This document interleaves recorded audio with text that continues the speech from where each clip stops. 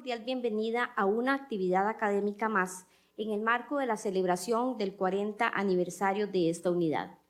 Preside en esta mañana la señora Ministra de Planificación y Política Económica de Costa Rica, Olga Marta Sánchez Oviedo, quien esta mañana nos ofrece la conferencia La planificación en el nuevo contexto nacional y perspectivas de desarrollo.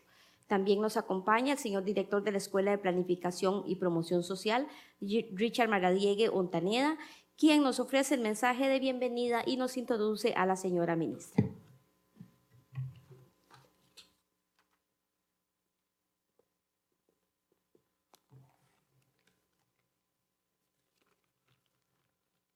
Muy buenos días a todas y a todos. Dentro del marco de la celebración del 40 aniversario, continuamos con este conjunto de actividades que hemos programado para realizar durante esta semana. Hoy nos complace sobremanera y es un honor contar con la presencia de la señora ministra Olga Sánchez Oviedo, ex directora de nuestra unidad académica, ex decana de la facultad y ex vicerrectora de extensión. Hoy estamos seguros que sus aportes y su experiencia en el tema que nos disertará será de mucha valía para todos y todas nosotros. Es un honor entonces presentar a la señora ministra Marta Sánchez Oviedo.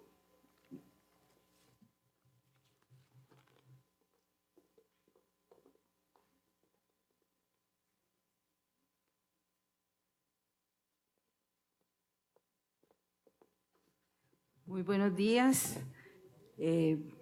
Un saludo muy particular al señor decano de la facultad, don Carlos Bueso, al señor director de la Escuela de Planificación, Richard Maradiague, al señor subdirector de la escuela, Miguel Céspedes, a todos los compañeros y compañeras de la Escuela de Planificación, que allá por el año 74, imagínense ustedes, abrimos esta unidad académica con, yo diría, con una visión de futuro que hoy, el paso de los años, nos ha demostrado lo acertado de pensar en un currículum tan particular, tan inédito en aquel entonces y todavía de articular la planificación con la participación ciudadana.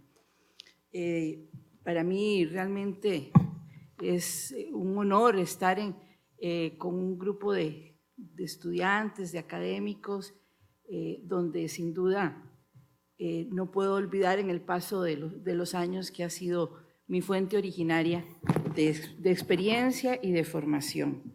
Así que me siento realmente contenta y emocionada, debo decirlo realmente, de estar aquí en las aulas de la Escuela de Planificación, acompañada por ustedes y por funcionarios y funcionarias que están levantando la planificación aquí en Costa Rica.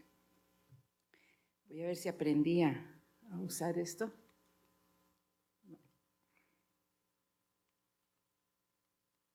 Caramba.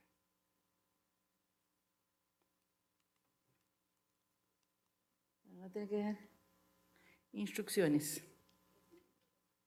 Ah, ya, me dijeron para allá. Ah, ok, perfecto. En el puntito del centro. Ya, perfecto. Muy bien.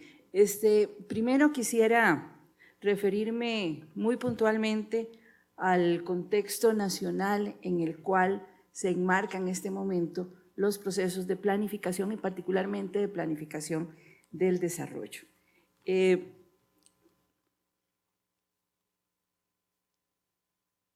Caramba. Ya, se me corrió. Ya, yo creo que ya le agarré. Bien. ¿Cuál es el estado de situación en que nos encontramos? Lógicamente, si quisiéramos hablar del contexto nacional, pues tomaría posiblemente la hora que tenemos hoy para este diálogo. Sin embargo, básicamente quería resaltar lo siguiente, que sin duda, haciendo un recuento de lo que es el devenir de nuestra sociedad costarricense, podríamos decir que Costa Rica es una sociedad de logros, sin duda. pero a su vez enormes deudas. Y justamente este balance entre lo logrado colectivamente y lo que nos falta para acercarnos a aquello que son las aspiraciones y las demandas de nuestra ciudadanía es lo que nos permite calibrar el punto de partida, ese estado de situación del cual la planificación no puede obviar. Esos retos, esas deudas de no asumirse con urgencia y con una estrategia clara, sucumbirá ante los crecientes deterioros de nuestras conquistas históricas. No voy a tomarme mucho tiempo para presentarles datos, me imagino que precisamente ustedes les llevan el pulso a la situación de la coyuntura costarricense, y quizá lo que sí me interesa rescatar es que hay dos temas que son fundamentales y que amenazan la posibilidad de avanzar hacia una colectividad donde las oportunidades y las capacidades de sus integrantes puedan desarrollarse en un marco de libertad, de derechos humanos y de convivencia. Y esos son fundamentalmente la desigualdad social y la pobreza.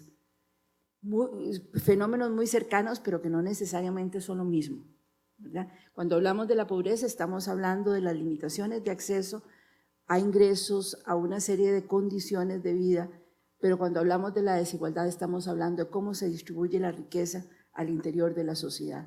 Lógicamente, una mala distribución lleva a la pobreza, pero son dos fenómenos concatenados, relacionados, pero no necesariamente iguales. Y esto ha generado que las brechas estructurales que se dan y se pueden expresar a nivel de grupos sociales, pero también a nivel de territorios, estén causando una exclusión social que la podemos incluso georreferenciar.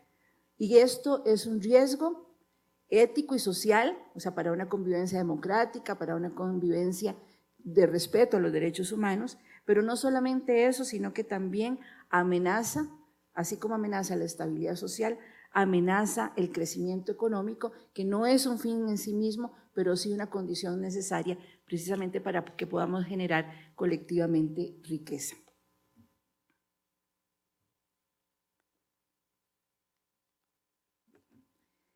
Esto lleva a que se exprese una de las dimensiones de esta situación que acabo muy resumidamente de señalar, conduce a que la economía tenga una característica, y es que se trata de una economía sustentada en un modelo que, si bien es cierto, genera crecimiento. El día de ayer veía una lámina donde el crecimiento del Producto Interno Bruto de Costa Rica está bastante por encima de lo que es el promedio para América Latina y el Caribe. Sin embargo, al mismo tiempo, y como una paradoja de esto, se concentra la riqueza en pocas manos. Era precisamente lo que hablaba hace un momentito de la desigualdad, creando condiciones de pobreza ajenas a la visión de bienestar que por décadas orientó las políticas públicas de nuestro país. Que si bien es cierto que por décadas lo orientó, también es cierto que en las últimas 3 décadas se perdió este rumbo. Eso está evidenciando situaciones como las que muestra el estudio de la Encuesta Nacional de Hogares del 2003, que establece 287.467 hogares en situación de pobreza. Estamos hablando de una quinta parte de la población. Y lo más grave de esto es que este dato se reitera con cifras para arriba, para abajo, pero muy pequeñas durante las últimas 2 décadas. O sea, la vida que la mayoría de ustedes han posiblemente transcurrido, este tema de la pobreza no se ha movido. De ese número de hogares, además, o sea, de ese conjunto de poblaciones, de ese conjunto de la población que ya tiene dificultades para accesar y satisfacer las necesidades básicas, además sumamos, o está dentro de ese conjunto, un 6.4, es decir, casi una tercera parte de los pobres, o sea, que no tienen ni siquiera condiciones para satisfacer las 3 comidas durante un día y se ubican en situaciones de pobreza extrema. Los números podrían parecer bajos con relación a otras sociedades, pero si los vemos en términos de hogares, en términos de personas que involucran esos hogares, estamos hablando de una población importante del país para las cuales el desarrollo, pese a un relativo buen desempeño del crecimiento económico, no les ha posibilitado condiciones adecuadas acordes a sus derechos y a las condiciones de vida que el presente nos posibilitaría. Uno de los elementos importantes en el análisis, no el único, es que está también detrás de esa posibilidad que desde el Estado se pueda incidir o no en estas condiciones estructurales de la sociedad costarricense, pasa por las características que tiene el patrón tributario en nuestro país.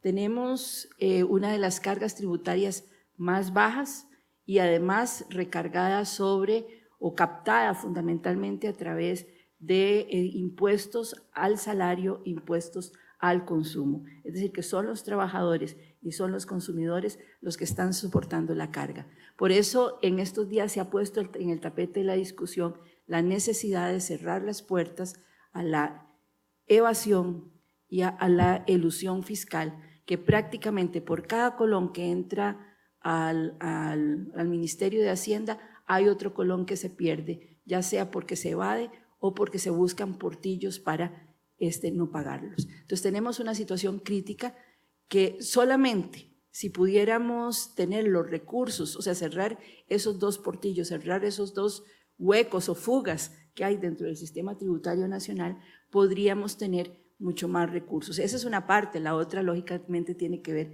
con la calidad del uso de los recursos públicos.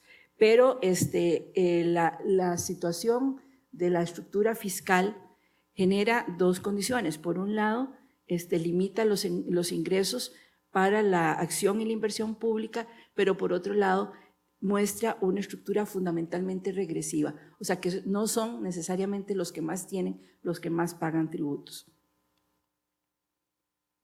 Otras evidencias que es importante señalar surgen desde la institucionalidad pública, y esto, digamos, desde el ministerio que me ha tocado ahora trabajar es importante porque tiene una responsabilidad directa sobre la calidad de la gestión estatal, fundamentalmente garantizando mayor eficiencia y eficacia. Una de las cosas, y ustedes van a ver que no estamos más que señalando el sentimiento cotidiano de la ciudadanía, es que hay una distancia real entre el quehacer público y las aspiraciones y las demandas ciudadanas. Por otro lado, que existe una brecha importante entre la misión, los objetivos y las competencias institucionales con las prácticas públicas, o sea, incumplimiento de roles y funciones.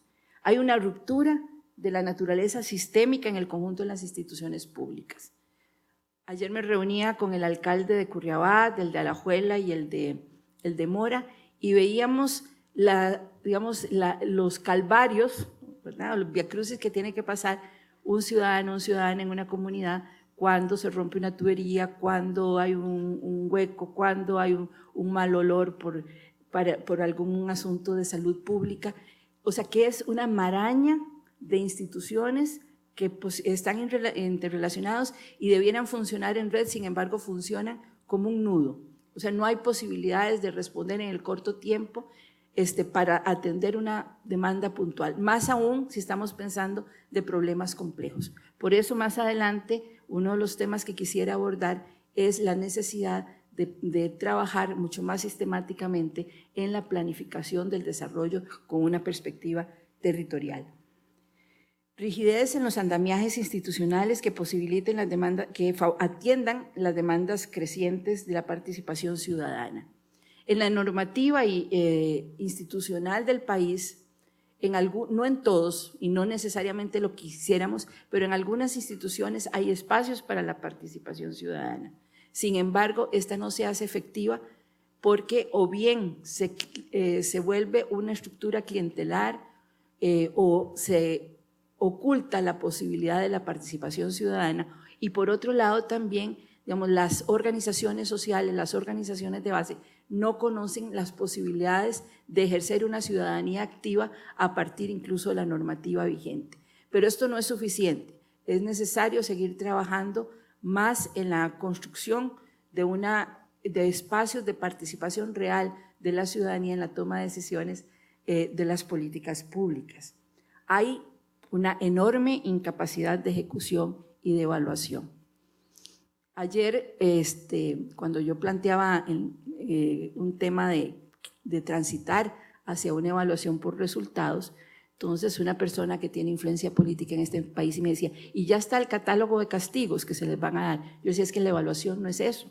Posiblemente si de la evaluación sale, o sea, que hay algún mal uso de recursos o qué sé yo, alguna ineficiencia, corrupción, pues tendrá que entrarse en una ruta punitiva, pero fundamentalmente la evaluación es para mejorar, o sea, para hacer una mejor definición de objetivos, para tener más claramente planteado cuáles son los resultados, cuáles son las estrategias para lograrlo. Entonces, el ejercicio de la evaluación, por ejemplo, que es una función fundamental de la planificación y los planificadores, debemos luchar para que se entienda en su justa dimensión, o sea, como un elemento para ser más eficientes, para ser más coherentes con las respuestas que tenemos que dar a una necesidad concreta. Y finalmente el tema de la corrupción, que sabemos que dilapida cualquier objetivo o cualquier recurso con que se cuente. Tenemos otro problema y es básicamente que del 2008, donde hubo históricamente un superávit en las finanzas públicas, rápidamente en cosa de 7 años hemos venido en una pendiente decreciente en términos de la relación entre recursos del gobierno y gasto. Estos días se ha estado hablando mucho del nuevo presupuesto y de qué grande el monto, pero si nos damos cuenta que el 59 punto algo por ciento, casi, imagínense, casi el 60% de los recursos que están en ese presupuesto para el 2015 van a tener que usarse en el pago de la deuda. Pago de la deuda que además en este año 2015 que viene se vencen los contratos de largo plazo a 15 y 12 años que se hicieron evidentemente hace 15 o 12 años atrás y los de corto plazo que se hicieron hace 2 o 3 años, todos se vencen así en el 2015 y habrá que pagar, habrá que sacar el 59.1%, creo que es de los recursos del presupuesto nacional para ese pago. O sea, nos queda un 41% para todo lo demás. Eso explica también las dificultades, digamos, en la gestión del desarrollo. Bien, ahora dedicarme un poco ya propiamente al tema que nos convoca de la planificación del desarrollo en este contexto, pero como posiblemente todos saben, o sea, no podemos pensar en una ruta de futuro, en una imagen objetivo si no tenemos claro, o sea, de dónde estamos partiendo. Entonces, siempre el análisis preciso, detallado del estado de situación es un factor de despegue de cualquier proceso de planificación. Lógicamente, esto que hemos conversado no implica un diagnóstico exhaustivo de la situación de la sociedad costarricense, pero sí un apuntamiento en algunos temas relevantes. ¿Cuál es la ruta? Estoy hablando fundamentalmente cuando planteo el tema de la planificación del desarrollo en este contexto, estoy mirándolo como una necesidad estatal y no necesariamente como sinónimo de gobierno, sino como la responsabilidad de un conjunto de instituciones públicas de dar una mirada de corto, mediano y largo plazo al futuro de la sociedad costarricense. En primer lugar, desde las responsabilidades estatales, pensar en el desarrollo, en la planificación del desarrollo, pasa por tener una claridad sobre cuál es ese compromiso y digamos, qué espera la ciudadanía del Estado. Fundamentalmente, espera que sea eficaz en su funcionamiento y que tome decisiones, o sea, haciendo una relación equilibrada entre el mercado al cual regula y la sociedad civil a la cual potencia y en la cual reconoce los intereses, las aspiraciones, las demandas para orientar el desarrollo. Por eso es que la planificación del desarrollo no puede verse al margen de las personas, ya sea que trabajemos a nivel comunal, a nivel local, de los territorios, de las regiones o del país en su conjunto. Que haya un compromiso permanente con la sociedad civil, en particular con aquellos sectores que han sido más desfavorecidos. Yo creo que una estrategia de desarrollo, de planificación del desarrollo, pasa por un compromiso explícito con aquellos sectores sociales y aquellas regiones o territorios que han sido dejados de los procesos o los estilos de desarrollo que han estado dándose. Parámetros éticos y promoción de la transparencia y la rendición de cuentas. Este es un tema que en la actualidad, en lo que vamos del siglo XXI, yo creo que ningún Estado, a no ser de que tenga una estructura totalitaria, pero ningún Estado que se desarrolle, que actúe en el marco de una sociedad democrática, puede dejar de lado el tema de la transparencia y la rendición de cuentas. Sobre todo, y eso sería posiblemente tema de otra reunión entre nosotros, sobre todo a partir de una posición política que tiene la ciudadanía con relación a sus gobernantes y con relación a las instituciones, que a mí me parece importante que avance en una perspectiva cada vez más crítica, menos, digamos, matriculada con posiciones político-partidarias por elementos de tradición, sino fundamentalmente con una posición de mirar qué es lo que se hace y a partir de ahí generar o no apoyos políticos. Eso que algunos ven como una dificultad, yo lo veo como parte del avance democrático de la sociedad en general y particularmente la sociedad costarricense, tener cada vez una ciudadanía más crítica, más, digamos, que cobre distancia con relación a los resultados y por eso dentro de la planificación del desarrollo debe considerarse cada vez que se establece una política, una estrategia, un programa, un proyecto, una ruta de trabajo, cuál es el valor público que se está aportando con esa vía en relación a los intereses, aspiraciones y demandas ciudadanas.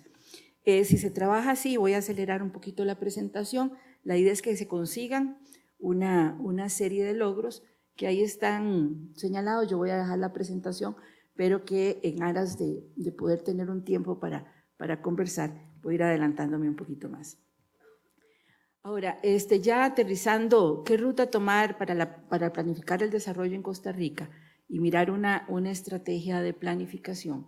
Quisiera establecer que es necesario delimitar muy bien cuáles son los principios de los cuales se parte.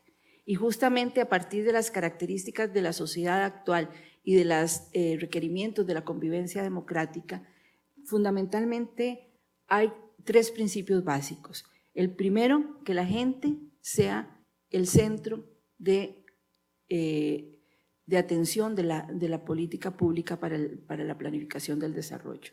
O sea, los efectos e impactos de las acciones públicas tendrán que materializarse en términos justamente de la gente, de cuáles son sus condiciones de vida cotidiana, sus formas de convivencia, por ejemplo, en el barrio, de acceso a un trabajo digno, de posibilidades de desarrollar un emprendimiento de manera sostenible, de vivir en un ambiente de calidad, etcétera, etcétera.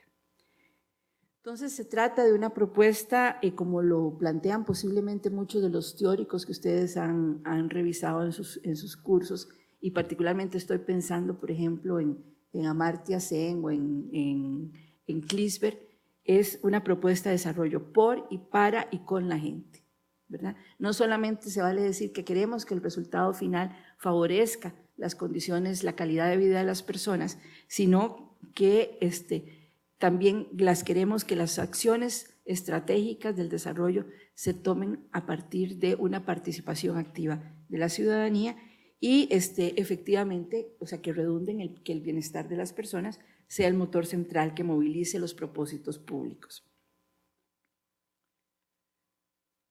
Un conjunto de propósitos, ¿verdad?, que están derivados de lo anterior. Voy a saltarme esta lámina, ¿verdad? Y eso requiere una gerencia pública, o sea, que esté consciente y clara de los nuevos requerimientos de los tiempos que nos tocan vivir y en ese sentido que sea eficiente y con resultados valorados por la ciudadanía positivamente. Era lo que yo les decía, el concepto de valor público, que tenga capacidad de negociación y de resolución de conflictos, que muestre una capacidad innovadora, que logre una adecuada gestión de la información y la comunicación con la ciudadanía. Ustedes han oído que cada vez cobra más fuerza el planteamiento de que hay que avanzar hacia un gobierno abierto, y la profesionalización y organización de toda la estructura pública para efectivamente conseguir lo anterior. O sea que estamos hablando de temas que están relacionados con principios, con valores, con estrategias, con arquitectura institucional,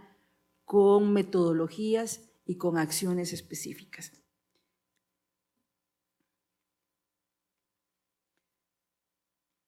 Ahora, todo esto, al final de cuentas, se formaliza en los pasos que ya posiblemente conocen y reconocen de la planificación, que pasa por la formulación, la presupuestación, la ejecución, el seguimiento y la evaluación para la rendición de cuentas y para la mejora del ciclo, digamos, del proceso de planificación. O sea que tendría un sentido intrainstitucional, para decirlo así, a los órganos del Estado, pero también tiene un sentido hacia la sociedad que está orientado hacia la rendición de cuentas. En la realidad costarricense existen una serie de instrumentos, no necesariamente bien desarrollados y no necesariamente bien articulados, pero existen una serie de instrumentos para desarrollar los procesos de planificación del desarrollo. Unos vienen en la línea más tradicional de la organización sectorial de las instituciones públicas, y otra que creo que la Escuela de Planificación trabaja sistemáticamente en mejorar, que es lo que tiene que ver con aquellos instrumentos de planificación asociados a la dimensión más territorial. Estamos pensando, por ejemplo, desde los planes que se dan a nivel cantonal, tanto los planes cantonales como los planes estratégicos municipales, los planes regionales, etc. Es importantísimo en esta ruta de posicionamiento de la planificación para el desarrollo, o sea, donde el Estado cumple un papel, digamos, de dinamizador, pero también de orientador de las acciones, pensar en la calidad de la inversión pública. En algún momento de la vida política e institucional de este país se fue considerando que no era importante dentro de la dinámica económica, de la dinámica social, ambiental, cultural, etcétera, del país, apostar a una inversión pública estratégica. No obstante, las evidencias que actualmente contamos señala que esa ruta nos llevó por un camino de un gran rezago, no solamente en el ámbito de la infraestructura, que es quizá lo más evidente si pensamos en la red vial, en los puertos, en los aeropuertos, en la alternativa del transporte de personas y de mercancías a través de ferrocarril, etcétera, sino a la inversión pública de calidad en el ámbito educativo, en el ámbito de la salud, en fin, en muchos aspectos de nuestra cotidianeidad. Dentro de las estrategias y dentro de la planificación y las estrategias del desarrollo es fundamental contar con una capacidad de inversión pública fortalecida y mejorada. Y en ese sentido es importante porque impacta directamente la capacidad productiva y social, así como la oferta de bienes y servicios para la ciudadanía. Hay que mejorar la capacidad de preinversión y la inversión de los proyectos, y cada vez valoro más, digamos, la formación que se debe dar a los profesionales en planificación, en formulación y evaluación de proyectos, fundamentalmente orientados a esos grandes retos y a esas grandes tareas que tiene que emprender la sociedad costarricense para darle soporte a su desarrollo. Todo esto además está orientado a fortalecer un sistema nacional de inversión pública. Hemos pasado de una condición, digamos, proactiva del Estado en el campo de la inversión pública, donde fuimos muy eficientes décadas atrás, prácticamente a un desarrollo de la inversión pública que nos viene planteada por desde fuera del Estado mismo, incluso desde fuera de la sociedad misma.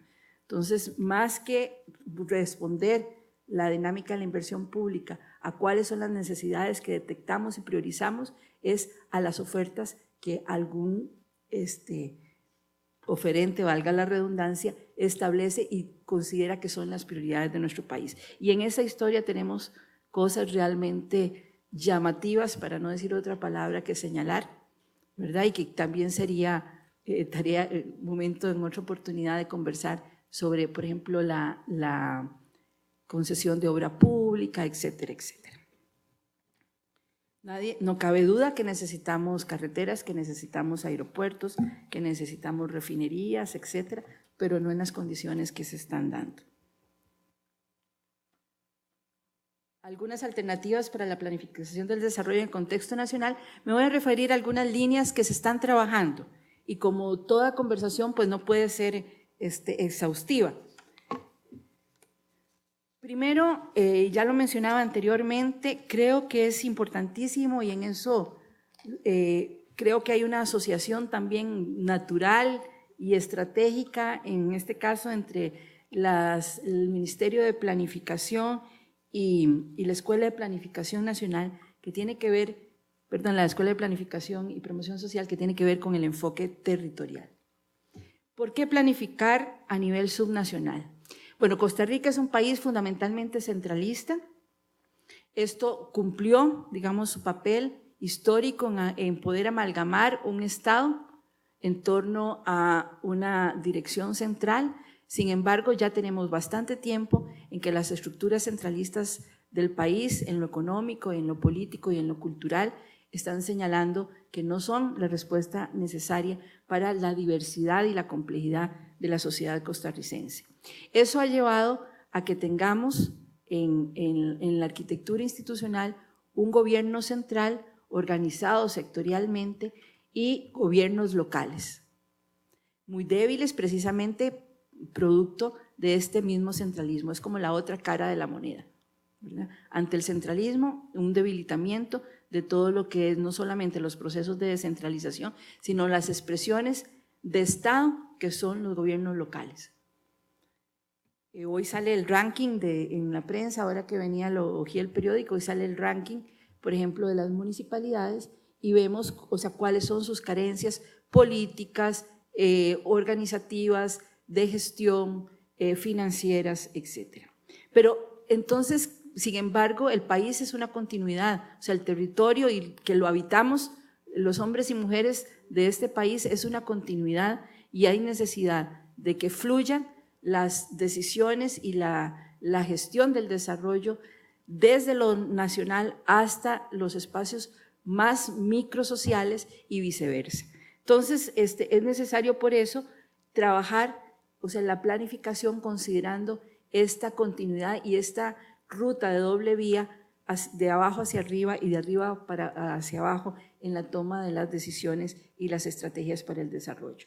Y lo importante de la planificación a nivel subnacional es que permite establecer una intermediación política entre un proyecto nacional que debe haber para articular justamente la sociedad costarricense como un todo, pero también responder a las demandas específicas de la ciudadanía en un entorno espacial particular.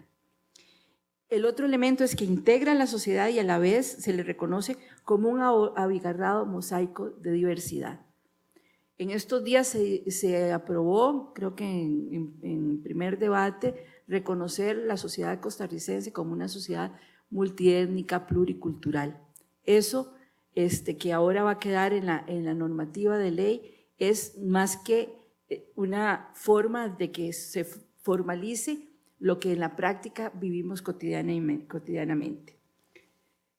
Quizá una de las limitaciones de la planificación del desarrollo, o sea que desde hace mucho tiempo se viene señalando, pero no por eso se ha dejado de practicar, es seguir generando directrices de planificación del desarrollo desde una posición homogeneizante y centralizada.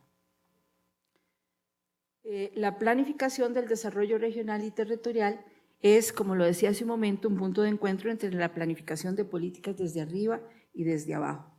Potencia la coordinación y la articulación de las políticas sectoriales especializadas y las políticas transversales tradicionalmente separadas con las políticas y prioridades territoriales. Cuando nosotros recorremos el país, encontramos que en las comunidades hay grupos organizados que tienen establecido cuáles son sus necesidades, sus prioridades, incluso que tienen claro quiénes deben participar en la ejecución, digamos, de las obras o de los servicios que requieren. Sin embargo, esto no se convierte en decisiones que impacten a las instituciones que tenemos a nivel central. Es necesario, así como fortalecer, digamos, la organización sectorial y porque es importante, digamos, un grupo de instituciones en el campo de la salud que tengan una estrategia clara, un programa articulado, pero no olvidar que cualquier acción de política pública se expresa en un espacio y en un tiempo. Y comenzar a construir, más que desde la fragmentación, la atomización, la dispersión, la descoordinación y todas las palabras que estén asociados a esa práctica institucional, comenzar a construir fundamentalmente sobre ámbitos de colaboración, de trabajo en equipo de los representantes de las instituciones públicas con los actores locales.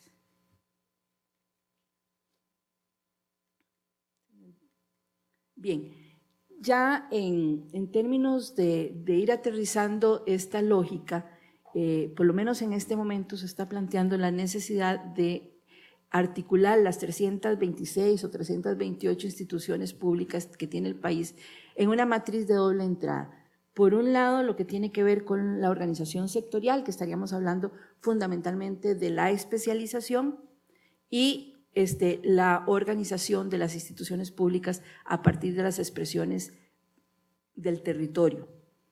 En el caso nuestro decíamos poder trabajar a partir de la institucionalidad que está construida, que permite como un nivel más básico en el territorio, lo local, lo que puede ser las comunidades, los distritos, los cantones, a nivel sectorial, sobre todo aprovechando el hecho de que hace pocos años se generó la ley INDER que convirtió al Instituto de Desarrollo Agrario en el Instituto de Desarrollo Rural y le da, digamos, potestad de articular políticas en un nivel intermedio entre lo local y lo regional, las estructuras regionales y finalmente las nacionales. Esa es la lógica que tiene esa presentación ahí.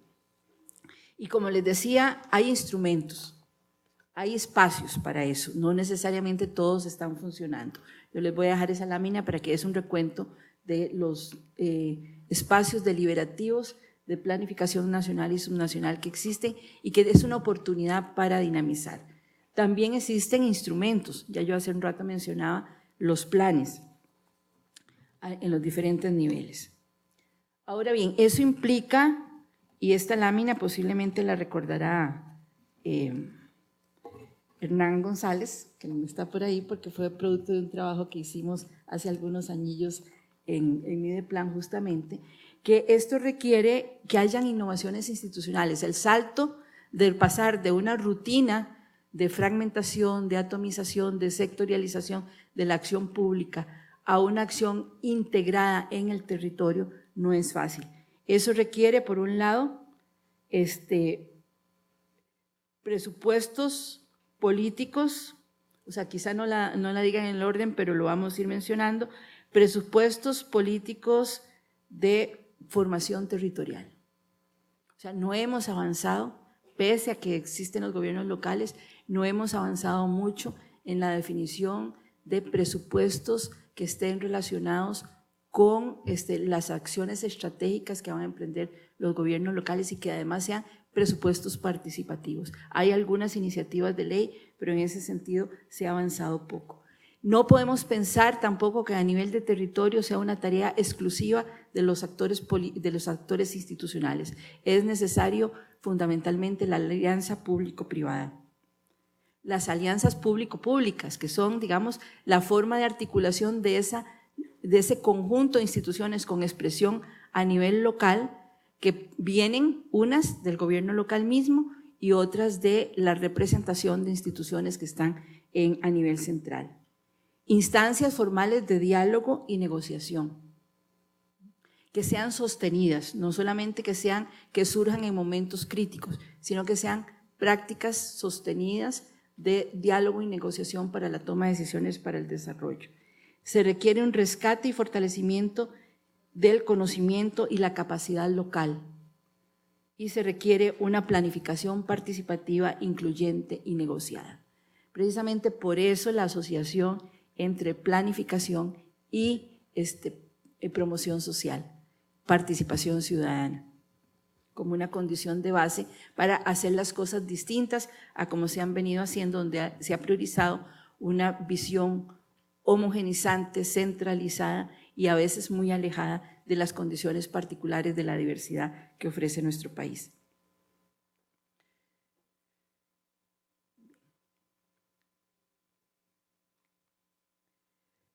Otro tema importante, y voy brincándome algunas láminas para poder tener un poquito más de tiempo de conversar, decía al principio que hay dos elementos que en este momento son un problema estructural y también un acicate para pensar de manera distinta en la planificación del desarrollo, y es la pobreza asociada a una condición también de desigualdad.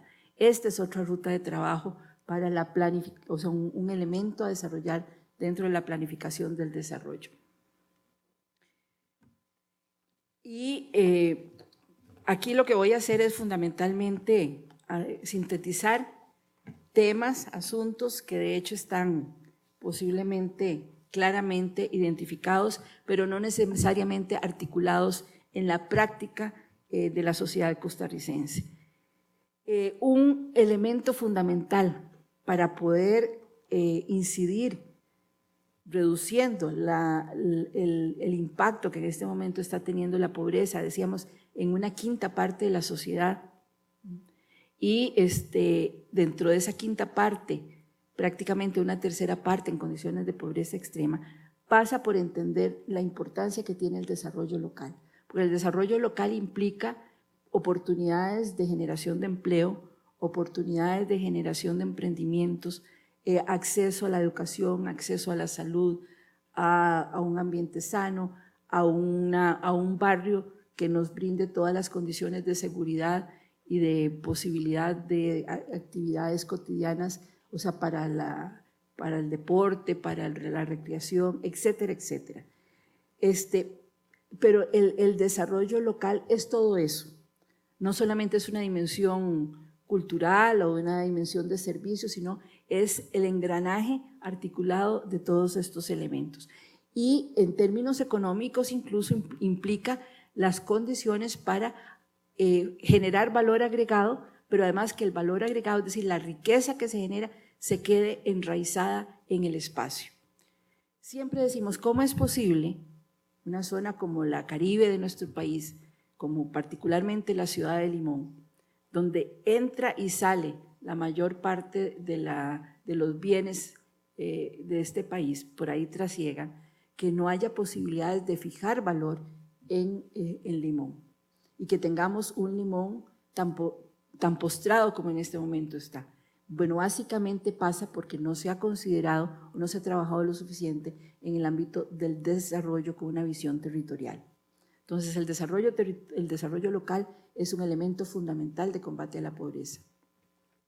La vivienda, entendida ya no solamente como la casa con las cuatro paredes, sino como el entorno inmediato comunitario, o sea, que ofrezca calidad de vida sobre la base de un tema que ahora conversábamos antes de iniciar este diálogo, que tenga claro todas las orientaciones para hacer un uso conveniente del territorio, lo que tiene que ver con ordenamiento territorial y gestión pública de la vivienda.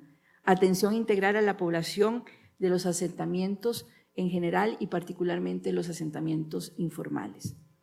Don Marvin Leiva trabaja en Alajuelita, en el cantón de Alajuelita. Alajuelita es un ejemplo lamentable de lo que ha significado una gestión irresponsable, yo creo que ni gestión se puede llamar, una acción irresponsable de la política de asentamientos humanos en el área metropolitana.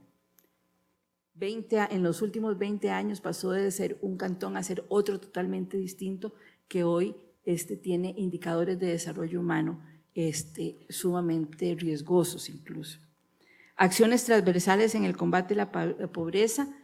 Posiblemente algunos de ustedes habrán visto en el periódico hace algunas semanas atrás la necesidad de comenzar a pensar no solamente desde las acciones y los programas específicos, sino desde el punto de vista conceptual, o sea, cómo abordar el tema de la pobreza y cómo entender y ubicar la pobreza en nuestro país, y los planteamientos, por ejemplo, para un enfoque multidimensional. Esto se está haciendo en asocio con la Universidad de Oxford. Generación de empleo y cumplimiento de normativa laboral y mejoramiento de la cobertura y calidad de las instituciones de la seguridad social. Yo creo que en esto de la planificación del desarrollo, como decíamos, hay una responsabilidad irrenunciable del Estado y sus instituciones, pero también una responsabilidad de los diferentes actores sociales. Y particularmente, si vamos al campo de la economía, una responsabilidad de doble vía de quienes son las instancias que generan empleo. En primer lugar, que sea de calidad. En segundo, que se cumpla con la normativa laboral. O sea, mal hacemos en Costa Rica en pensar que nuestra inserción, por ejemplo, a nivel internacional, va a pasar por una desvalorización del trabajo y una pérdida de avance en lo que han sido las conquistas laborales. Y el tercer elemento es el compromiso fiscal. Frente a eso, desde el Estado, una responsabilidad de generar estrategias en ámbitos de concertación social y, por otro lado, una acción eficiente, eficaz y transparente de su gestión. El tema de la soberanía alimentaria, por ejemplo, está fundamentalmente relacionado con esto y el precio de los alimentos. Este tema en los últimos años se ha dejado en el mercado, o sea, que sean las fuerzas del mercado, de la oferta y la demanda quien lo señale. Y estamos poniendo en riesgo no solamente la posibilidad de acceso a los alimentos, sino en riesgo a un sector social que históricamente en nuestro país ha sido fundamental, que es el productor y a la productora de productos básicos. Precios del combustible y el transporte, evidentemente estos dos elementos afectan la cadena general de valor, y entonces es necesario también políticas energéticas que replanteen el modelo energético de la sociedad costarricense. Y esto tendrá un impacto no solamente en la productividad, la innovación, como lo plantean, pienso yo, desde una perspectiva de los intereses empresariales, sino de las personas y su acceso a bienes y servicios de calidad. Y la reactivación económica a partir de la producción nacional y la generación de valor agregado, que era lo que hace un rato conversaba. En fin, como ven ustedes, en realidad se trata de una red virtuosa donde podamos encontrar una acción sinérgica y espacialmente ubicada de muchos elementos como los que están ahí en ese gráfico que se los voy a dejar. Ya creo que para ir cerrando, contarles qué estamos haciendo en este momento. En este momento estamos abocados, o sea, por normativa de ley, a la formulación del Plan de Desarrollo 2015-2018. Un gobierno, cuando ingresa, tiene un mes para establecer la metodología de formulación del Plan Nacional de Desarrollo, donde participan todas las instituciones públicas, y 6 meses después para desarrollarlo, o sea, 7 meses. Los 7 meses se cumplen en diciembre. Nosotros esperamos estarlo presentando el 17 de noviembre. El plan es la ruta que deberá organizar, que permitirá organizar de manera coherente, lógica y con propósitos bien claramente establecidos el accionar del conjunto de las instituciones públicas, y hay una serie de leyes que así lo establecen. Hemos querido establecer 3 grandes rutas de trabajo en este periodo, que son fundamentalmente el combate a la pobreza y particularmente a la pobreza extrema. En los términos que anteriormente les decía, esto no solamente es una atención focalizada a un sector de la sociedad costarricense que ha sido colocado en condiciones de vulnerabilidad, sino que implica toda una propuesta de dinamización de diferentes ámbitos del desarrollo nacional, la activación de la economía a partir de la producción y generación de empleo, y la lucha contra la corrupción y por un Estado más eficiente y transparente. Hay una serie, el Plan Nacional de Desarrollo es, miremoslo así, como el paraguas más general del proceso de planificación. A partir de ahí se derivan los planes sectoriales, los planes institucionales, los planes territoriales en los diferentes niveles, y tiene una serie de propuestas que ya he mencionado y no quisiera tomar más tiempo en eso. Tiene dos principios básicos, o sea, justamente que como es definido al nivel más general, o sea, a partir de ahí se derivan otros planes más específicos, sea fundamentalmente ahí esté contenido lo estratégico, ¿sí? Y que sea evaluable. Y este es un asunto que queremos subrayar particularmente, que sea evaluable a partir de una condición metodológica que permita definir con claridad los resultados, los indicadores, las metas, y también que la evaluación sea entendida en la forma en que lo mencionaba hace un momento, como un mecanismo para ir cada vez mejorando la gestión pública. Y por otro lado, que sea evaluable, pero no necesariamente que nos ubique en una zona de confort, o que se den las prácticas que se han dado, no estoy dando a la luz algo que no se conozca, de que en el camino se van adecuando las metas porque nos costaba mucho alcanzarlas. Entonces, que haya un esfuerzo inicial de definir con rigurosidad y con viabilidad cuáles son precisamente esos resultados y esas metas a alcanzar. La Contraloría General de la República, por ejemplo, no aprobó el informe que se entregó el año pasado de cumplimiento de metas del Plan Nacional de Desarrollo, porque resulta que las metas se fueron cambiando a discrecionalidad y comodidad de algunas instituciones, y esto impidió, por ejemplo, que pudiera ser un instrumento realmente adecuado, y existen las condiciones metodológicas y técnicas para hacerla, de seguimiento y digamos, valoración de los avances de la gestión pública. Existe una lógica interna que va justamente en esta línea de construir una relación articulada y coherente entre los diferentes niveles de la gestión de la planificación. En el ámbito del Plan Nacional de Desarrollo, que se trabaja hasta nivel sectorial, ya corresponde, como decíamos, a otros momentos y a otros espacios la desagregación en planes de menor nivel, no quiere decir de menor importancia, al contrario, en cuanto bajemos de nivel son más importantes y más complejos, pero sí establece una lógica de trazabilidad entre el proceso, entre los tres grandes pilares que nos hemos planteado, y que cada uno de los sectores y además de las instituciones tenga una relación adecuada en el ámbito de sus competencias y capacidades y recursos con relación a ese norte. Bueno, se construye desde diversos actores, sectores sociales, regiones o territorios o localidades, instituciones, considerando tanto el contexto nacional como el internacional. Tiene, digamos, como tres grandes contenidos, que es la situación actual, que queremos lograr y cómo lo haremos para lograrlo, y ahí básicamente ha habido un trabajo muy sistemático de autoridades y funcionarios de alto nivel en el ámbito de la planificación para que las propuestas sean realmente coherentes con los objetivos estratégicos, y por otro lado que establezcan las bases firmes para una coordinación interinstitucional.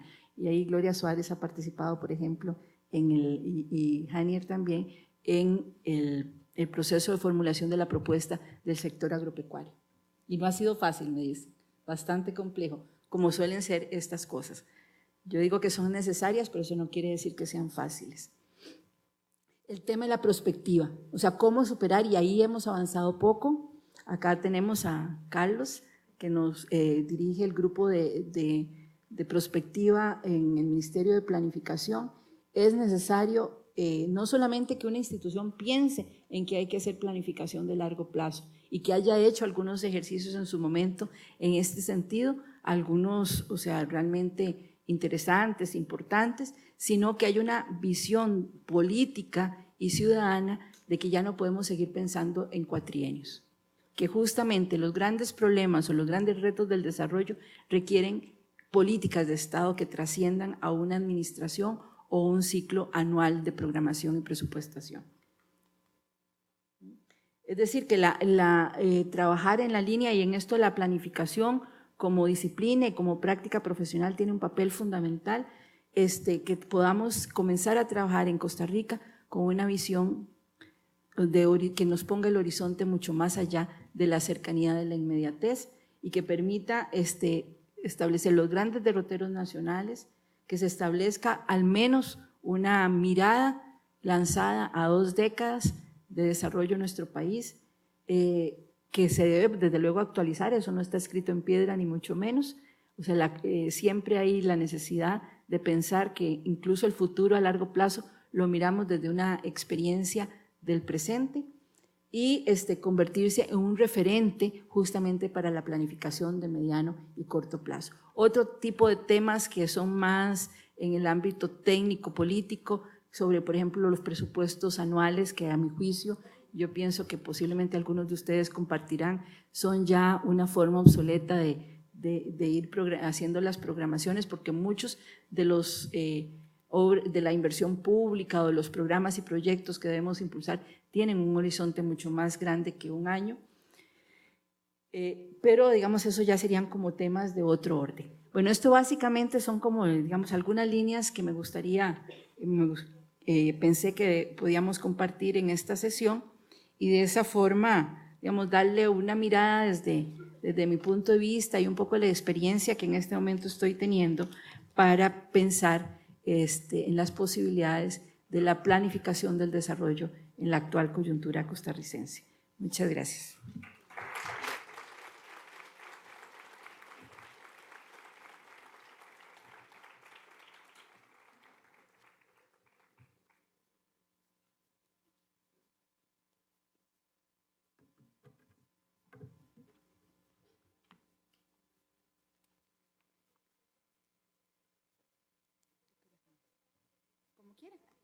Si quieren desde aquí. Sí, sí.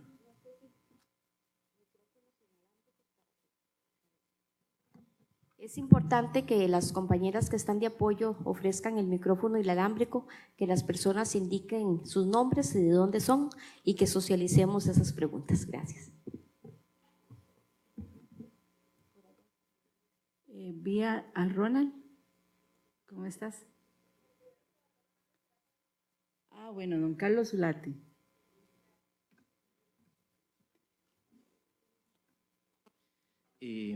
Bueno, muy buenos días. Carlos Zulate, académico de la Escuela de Planificación.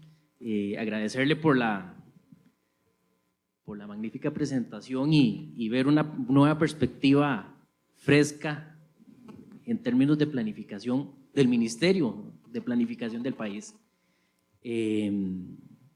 Reconocemos que efectivamente pues ahora se están haciendo cosas innovadoras en términos de que, por ejemplo, la elaboración del nuevo plan de desarrollo pues tiene un nuevo enfoque, se están considerando algunas otras cosas. He sido testigo de cómo se han elaborado en otros momentos los planes nacionales de desarrollo y lamentablemente es con una planificación pues tradicionalista, algo vieja, en fin. Dentro del curso que yo doy, que es el de Teoría de la Planificación, heredado por usted, yo les hablo a mis estudiantes y casualmente trato de hacer un poco de mella en el tema de la visión de futuro. Efectivamente en Costa Rica todos conocemos de que la planificación que se realiza en las instituciones casi que es de llenemos una matriz y cumplamos un requisito para Mideplan, la Contraloría, etcétera, etcétera, y no vamos más allá. Efectivamente, tenemos el Plan Nacional de Desarrollo, que ese se ha convertido en la visión de futuro del país, pero solo a 4 años. Yo lo que sí quería conocer, aunque lo habló el tema de prospectiva, me gustaría conocer en qué está trabajando Mideplan, cuál es la propuesta que está diseñando para pensar en planes de 20 o 30 años y visualizar la Costa Rica que nosotros los costarricenses deseamos llegar a tener, mejores calles, mejores aceras, mejores, o sea, no mejor infraestructura, pero no solo eso, en salud, en educación, hasta en términos de innovación, vamos a incursionar en nuevos mercados, ¿a qué vamos a ingresar en el país? Y eso sí me gustaría pues conocerlo y básicamente eso sería. Sí. Muchas gracias. Sí, Carlos, muy breve para poder conversar con más personas de las que estamos, de la mayor cantidad de personas posibles. Vean, uno de los